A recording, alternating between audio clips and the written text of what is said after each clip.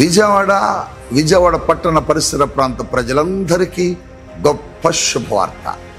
Paul Prithvi ministries వారి సారథ్యంలో ప్రతి నెల మొదటి మంగళవారం పరిశుద్ధాత్మ తైలాభిషేక స్వస్థత ఆరాధన జరుగుతున్న సంగతి మీ అందరికీ తెలుసు. జూన్ 3వ తేదీ ఉదయం 9 గంటలకు Mary Stella indoor stadium Vijayawada మహాపట్టణంలో బెంజ్ సర్కిల్ నందు ఈ ఆరాధన జరుగుతుంది. ఇప్పటికే ఈ ఆరాధనలో వేలాది మంది ప్రజలు పాల్గొని బలమైన కార్యాలు పొందుకున్నారు. కుటుంబాలతో కలిసి వచ్చి దేవుని బలమైన శక్తిని వారు పొందుకోగలిగారు.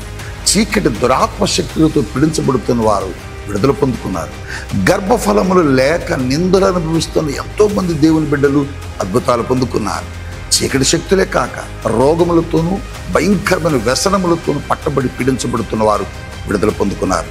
మీరు రండి, యేసు నామములో అద్భుతాలు పొందుకుందాం.